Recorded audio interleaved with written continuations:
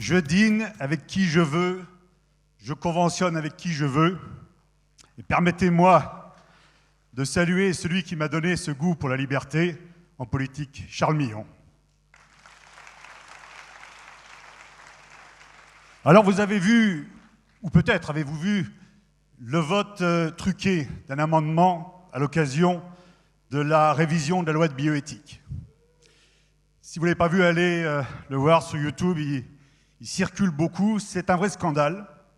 C'est un scandale, bien sûr, sur la forme, mais également parce que cet amendement, il symbolise beaucoup de choses. Il s'agit de réduire un enfant à un projet parental. Et ce n'est pas pour rien qu'il y a eu ce passage en force. Parce qu'effectivement, à l'occasion de cette révision de la loi de bioéthique, il y a des sujets comme la recherche sur l'embryon, etc., mais il y a notamment la question de la famille qui est au cœur. Et sur la question de la famille, il y a bien des conceptions différentes. Il y a bien une conception de gauche qui voit la famille comme le lieu de la reproduction des inégalités, comme le lieu des déterminismes. Et puis il y a une vision de droite qui voit la famille comme le lieu de l'épanouissement, celui de la transmission. Et à partir de là, vous avez bien des conceptions, des politiques familiales qui se mettent en œuvre, pas seulement dans le domaine de la bioéthique. Regardez en matière fiscale, la taxation de la transmission du patrimoine qui est revendiquée par la gauche. Regardez en matière d'éducation, en politique d'éducation, avec cette conception des enseignants qui les mettent dans les mêmes fonctions que les parents, avec cette notion de coéducateur. Donc la gauche est là pour émanciper, l'émancipation. Il faut s'émanciper de tous les déterminismes, et notamment du déterminisme familial. Nous croyons dans l'épanouissement. L'épanouissement qui consiste à dire, on a un existant, on a des racines, avec du bien, avec du moins bien, avec des qualités, avec des défauts, mais à partir de là, effectivement, on fait vivre ces racines et on se projette sur l'avenir. Et à l'occasion des débats de la loi de bioéthique, nous allons un peu plus loin que ces conceptions, et je me suis rendu compte qu'en fait, il y avait, sur le sujet particulier de la procréation, de la filiation, 3 courants qui sont très différents. Le premier, c'est un courant qui va privilégier le biologique, le génétique. C'est celui qui revendique l'accès aux origines comme étant un absolu. C'est celui qui dit, voilà, à partir du moment où il y a des gamètes, du père, de la mère, eh bien cela fait la parenté, cela entraîne des responsabilités dans l'ordre éducatif, dans l'ordre affectif, et puis cela entraîne une reconnaissance par la société. Mais ce qui est premier, c'est le biologique.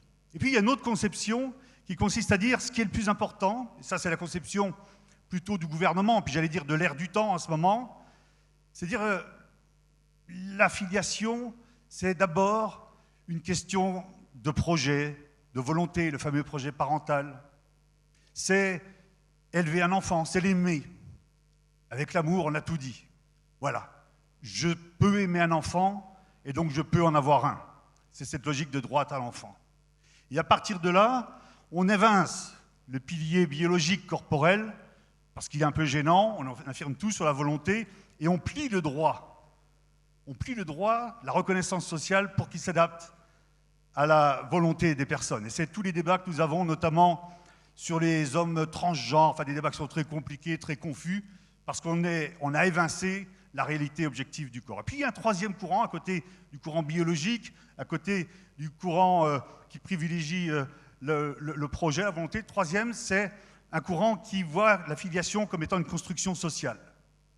Et ça, c'est un élément nouveau par rapport aux lois de bioéthique qu'on avait pu défendre en 2011. Je fais référence au débat qu'on a pu avoir aux côtés de Jean-Frédéric. C'est effectivement la France insoumise qui dit la filiation n'est qu'une construction sociale. C'est une analyse marxiste qui consiste à dire en fonction des époques, en fonction des pays, des continents, eh bien, la filiation peut prendre telle ou telle forme. Et à partir de là, le corps est renvoyé à quelque chose d'essentialiste, entre guillemets. C'est-à-dire quand vous parlez de la grossesse, de l'accouchement, de l'allaitement, on vous dit là, on vous renvoie à quelque chose qui est pesant et qui vous empêche effectivement de vous construire. Et au niveau de l'affectif, de l'éducatif, on dit ben ça dépend des époques. Et donc vous avez ces trois courants qui débattent en ce moment sur les lois de bioéthique et ça peut donner des clés de lecture pour ceux d'entre vous qui les suivent. Je crois, et je finirai là-dessus pour dire que la conception que nous devons défendre, c'est celle de la personne humaine. Celle de la personne humaine qui est fondée sur ces trois piliers. Oui, il y a une réalité corporelle. Réalité corporelle qui passe par l'union, par l'accouplement d'un homme et d'une femme, qui passe par la grossesse, qui passe par l'accouchement, et ensuite tout ce qui passe à travers le corps. Oui, il y a une réalité de l'affection, de l'éducation, d'aimer un enfant, de vouloir l'élever. Oui, il y a une réalité de la reconnaissance sociale qui consiste à donner un nom, de reconnaître à l'état civil cet enfant. L'enjeu, c'est bien sûr d'avoir ces trois piliers qui fonctionnent le mieux possible. Et puis, des fois, il y a des accidents de la vie. Il y a effectivement l'infertilité. Il y a des enfants qui s'avèrent incapables d'élever leurs enfants. Mais ça, ce sont des situations qu'on va réparer, qu'on ne va pas créer. Alors oui, il peut y avoir des conceptions de la famille, des conceptions de la filiation, de la procréation qu'on peut défendre. Ici, bien sûr au Parlement, mais partout dans la société. C'est ce que nous allons faire dans les jours qui viennent, mais on continuera, et notamment en se mobilisant le 6 octobre, pour dire non, nous ne voulons pas d'une société qui ne voit que le projet des adultes et les enfants que comme le produit de la volonté des adultes. Je vous remercie.